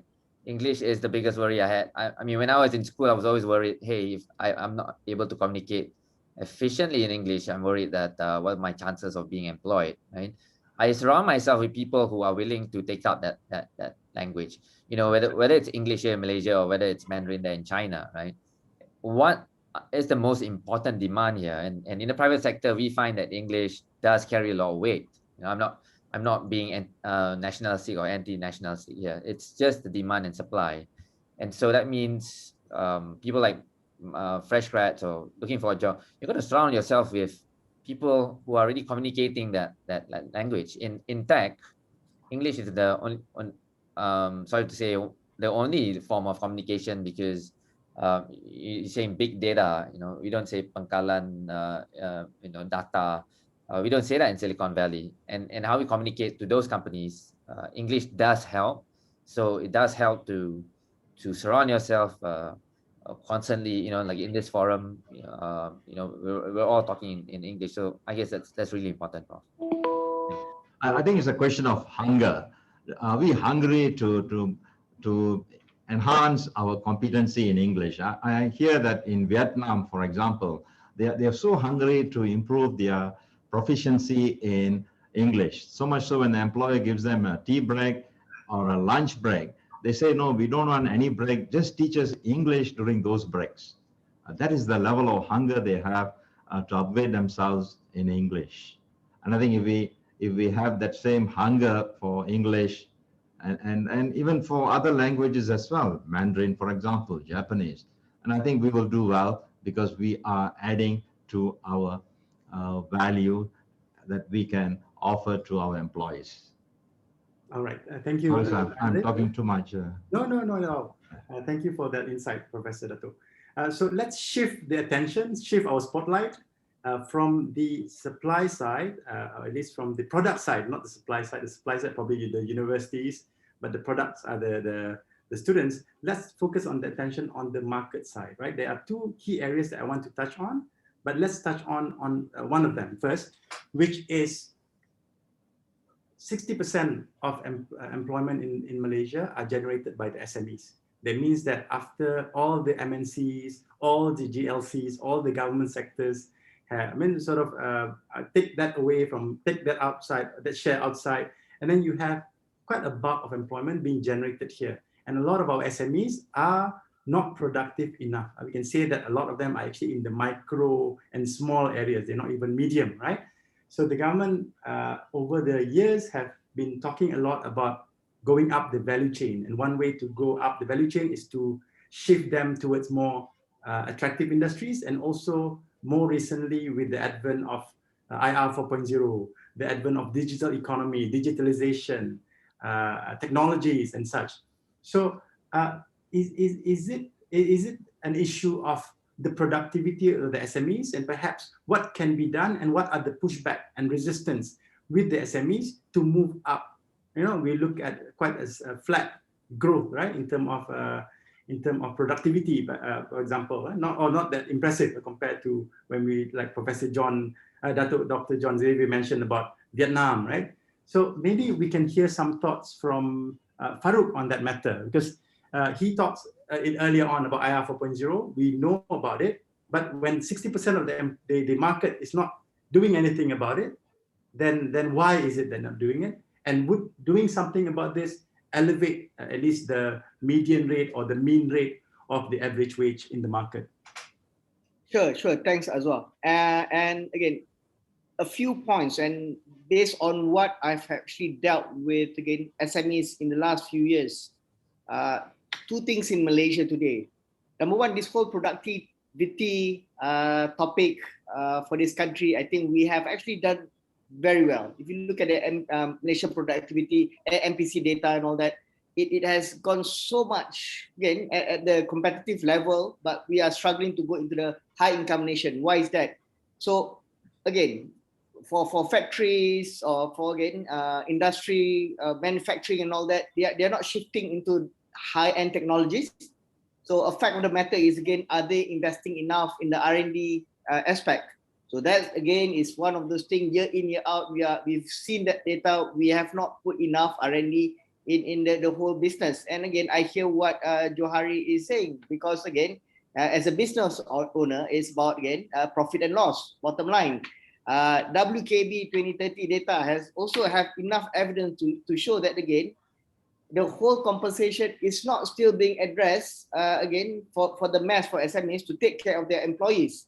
So on that note, again, rather for me to pinpoint, again, SMEs are not actually paying employees well, we've done enough research a few years ago where for any SMEs or any organization, we have this diagnosis where we measure your human capital management diagnosed maturity.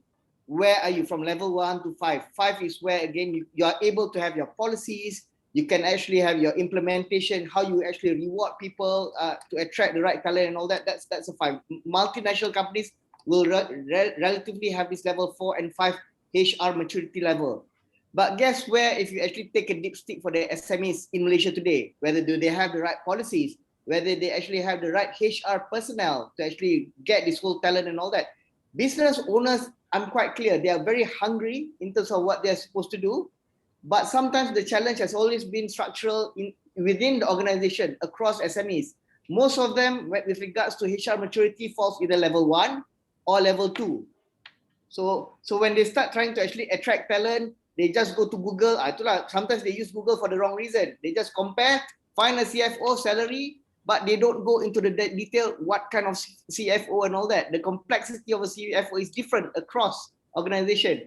So quickly, I think maybe sometimes again we are being too difficult with the fresh graduates and all that. We would like to also get again the government and the SMEs to realize again, let's do something with investment in R&D. That's important because we need to do something more on innovation rather than productivity. Number 2 is again, the HR management of an organization is key. It's not just about people, it's not just about paying people, it's just the whole ecosystem. Again, you don't need, because sometimes again, I hear a lot of fresh graduates coming into my organization say, I actually don't mind taking a pay cut because again, this organization have a bigger purpose and I like to join this organization. How many CEOs in the SMEs can actually talk about the bigger purpose where again, fresh graduates would like to get themselves to be part of this? So that's my point. Thank you. Jay, as well, if I could chip in as well. I totally agree with Jay Farooq that R&D is important. We keep on enhancing our products and deliver value to the marketplace. But if we are talking about micro and small scale industries, R&D might be too much of a mouthful for them to bear. They are all too short-termist and with limited funds. Of course, I will agree with Encik Farooq if he's talking about rudimentary R&D and not that high-level kind of R&D that multinational companies do. But at bottom, yes, R&D is valuable, and we need to offer them this help either by the government or by the multinationals who are buying their products to upgrade their supplies. Yes, R&D. And I think more important for SMEs or for micros and small scale industries is that they should have a digital presence in the digital world. We see that half of the SMEs do not have a digital presence, and so it's difficult for them to expand their business, especially in times like this. And this is where I think it offers scope for our graduates who are savvy in IT to go into these SMEs and tell them, here we can help you to do digital marketing, help you to do web-based development, etc., etc.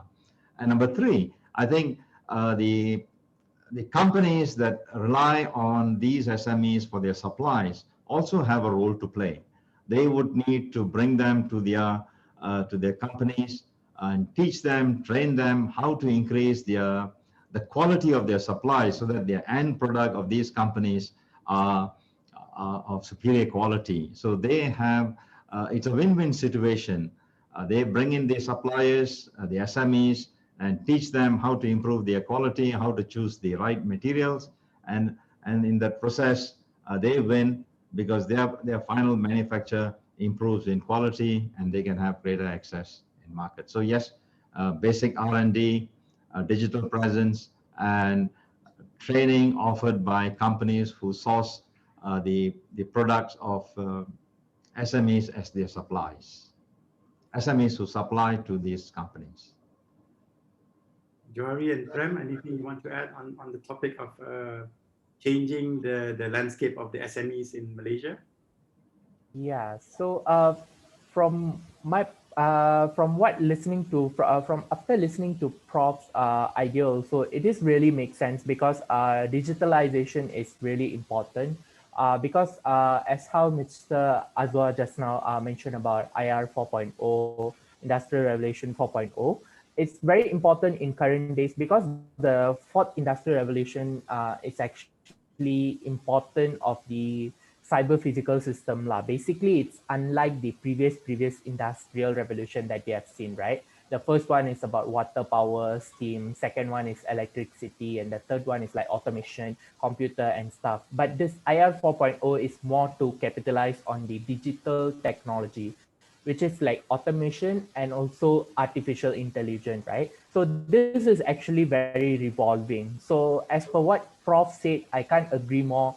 It is really neat in current days where like people have to work around the concept of automation, so then they could improve, which means we are shift the landscape totally to a different era, right? In current generation, which is also like how Mr. Farooq said, through data exchange, through the digital mediums, cyber physical system, and also Internet of Things. IoT is a big thing right now as well, like cloud computing and so on.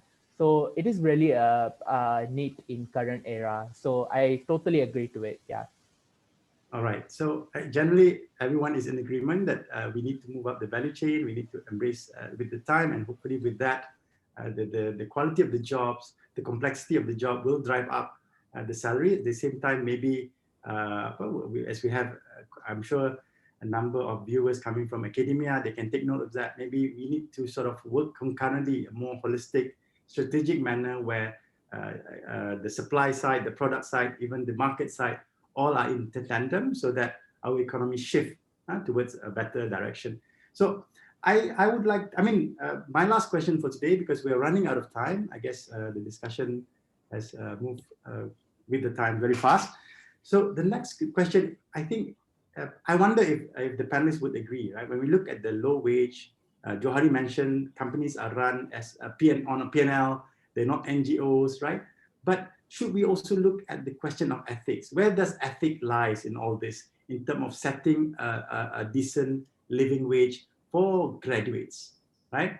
So I think early on, there's a lot of questions on the quality, on the attitude, the skills of our graduates. But what about the industry? Is there an ethical question? Somebody in the panel actually says that a minimum wage should at least be or a base salary should be decent for a married person with an unemployed wife and 2 children, for example. That would seem a little bit high, but is there an ethical moral issue here at play? I don't think so. I think it's an open market, and if you're talking about SMEs, you asked the question earlier on specifically. There's 660,000 SMEs here in Malaysia, right? Micro SMEs. So is that according to proportion when it comes to talent? So the odds of you not applying to these micro SMEs because they might be offering you a lower wage job. And talent experiences, you go to an interview, and you said, is it ethical to be even offered such a low salary? Yeah, you probably be offered that in 6 or 7 times, or even 8 out of 10 of the interviews that you go to. I think what's important here, let's not get sensitive on this matter. They are there. The number of 600 over 1,000 micro SMEs definitely going to offer you something low. Let's not get too affected by this. Let's go out there knowing that you will be offered a very low paying job. It will insult you in a way, but let's look at it positively from, okay, let's look at those who actually offer much more based on what I feel I'm worth, rather than say, hey, Malaysia, there's a lot of companies not paying much. So let's look at reality and how we move on from there. That's what I think. Yeah, I agree with Johari.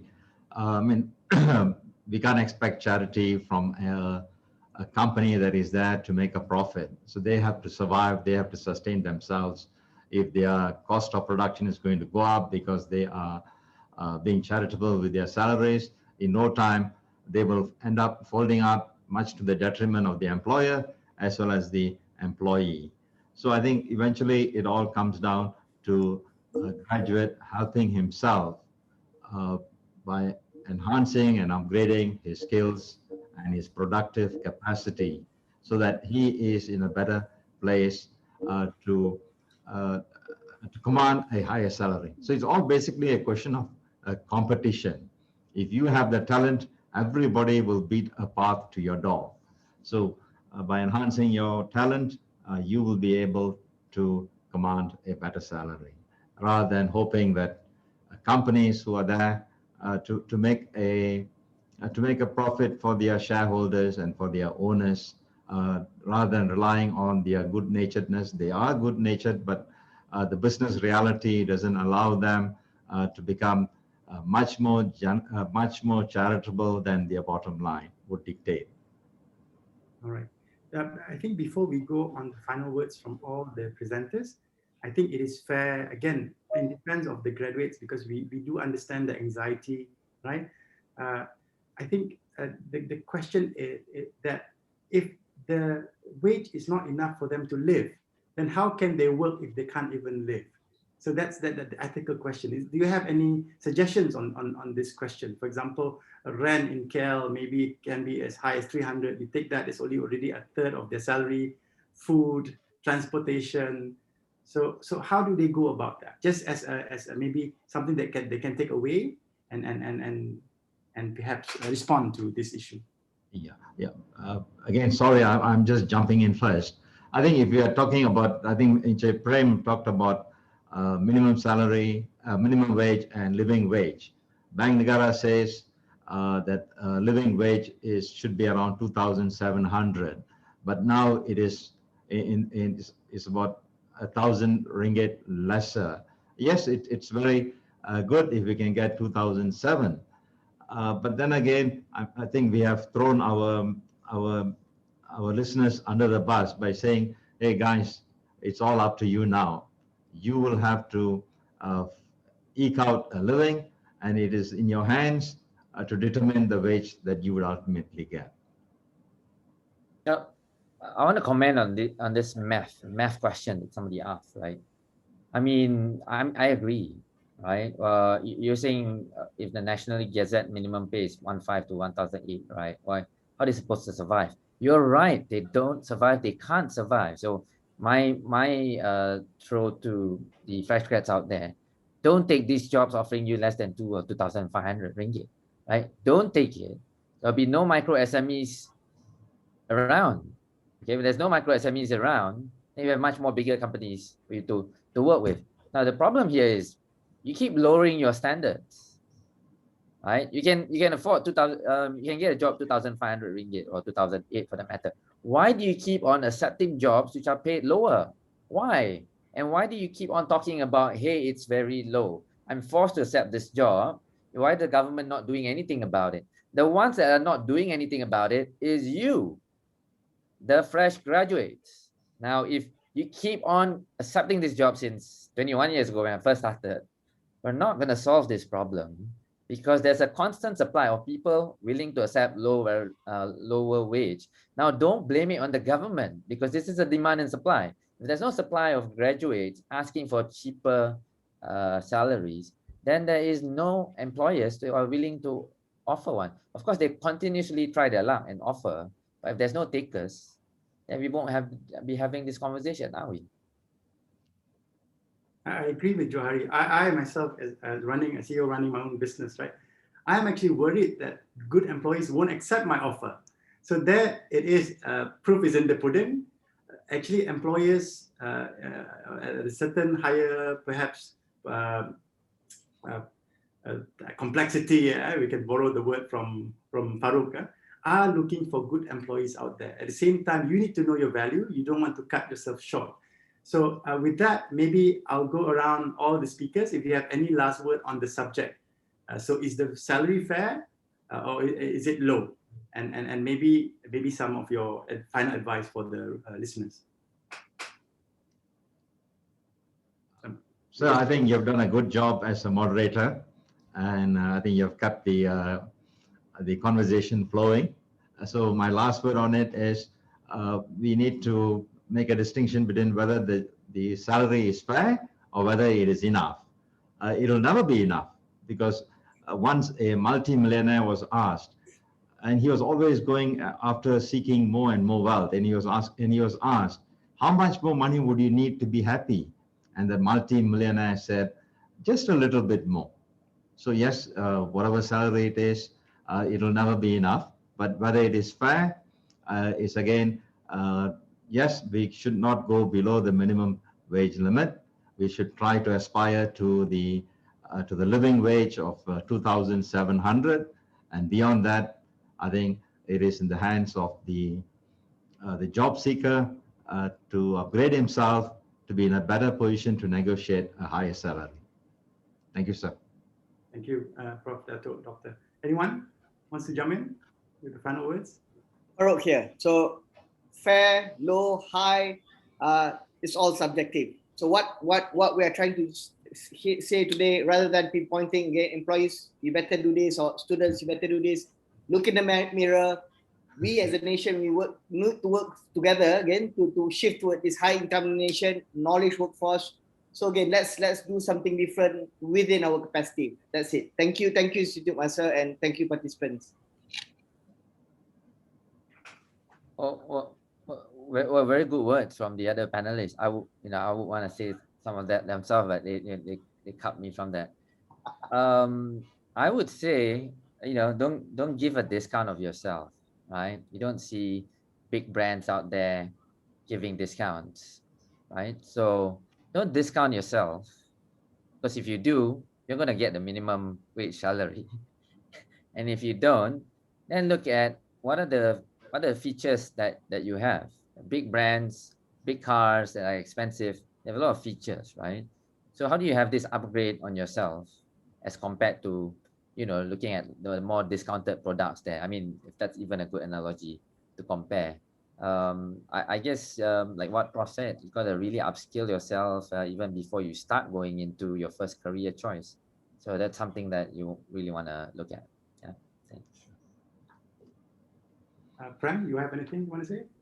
Yeah, first of all, thank you so much for this opportunity to Institute Masa Depan, and also lastly, just want to emphasize that for all the graduates out there, don't be too anxious because of you need to face the real world after you graduate.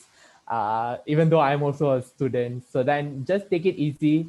And there are a lot of opportunity out there, so it's about how we looking for it and also how we make use of it. Make the best out of it.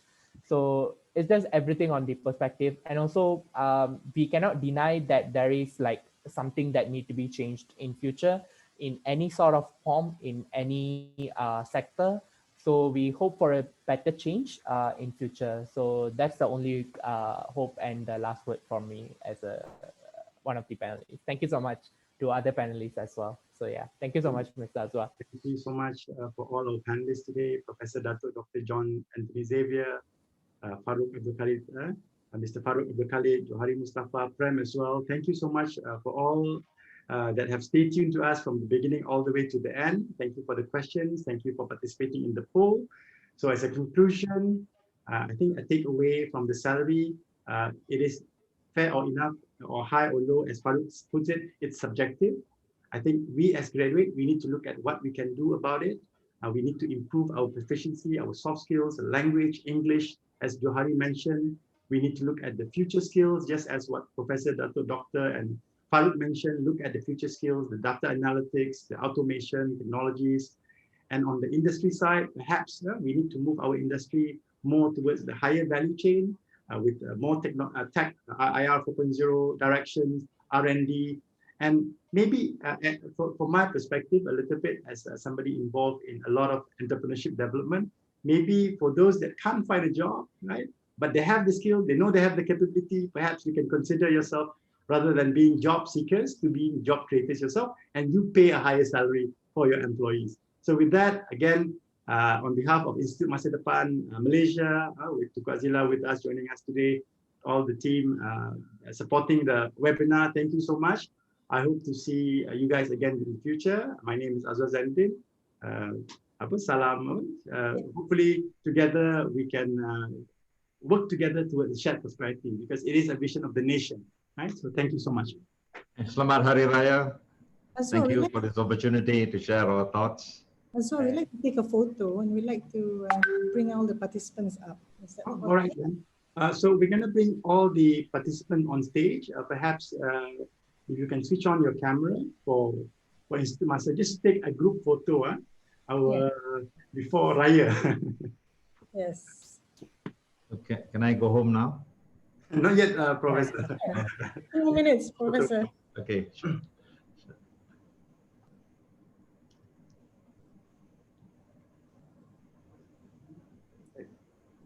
All right. We hope it has been practical. We did not want the discussion to be so high level, because we have a lot of that already in the media, in the social media. So we wanted something more practical, both with the time limitation, of course, on the supply side as well as on the demand side. So if all of you can just switch on your camera so that we can take a group photo.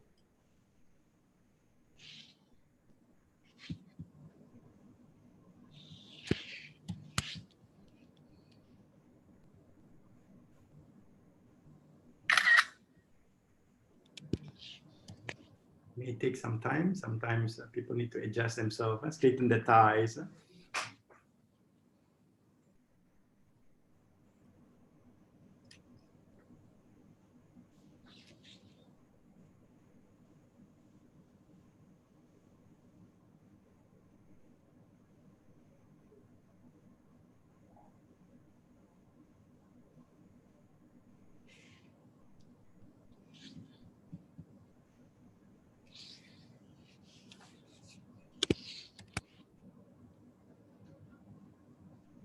Because it's Friday, so everyone is in the mood.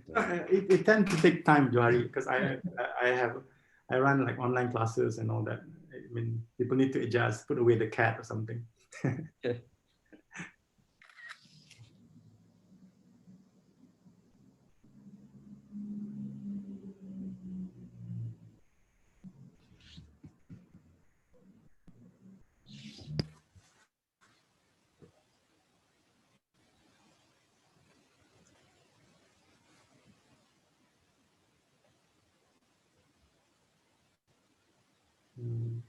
Yeah, Azwa, never mind. We'll take. All right. Thank you. Thank you so much. Thank you for all the Thank you very much. Bye-bye. Everyone. Thank you. Thank you. Thank you all the panelists. Bye. Thank you very much. Thank you. Good job, Njay, as well. Thank you, bro. Welcome, sir. Thank you so much. Have a good weekend, Bye-bye. everyone. Have a good Selamat weekend. Raya. Thank you. Bye-bye. Thanks, Tengku. Assalamualaikum. Assalamualaikum warahmatullahi wabarakatuh.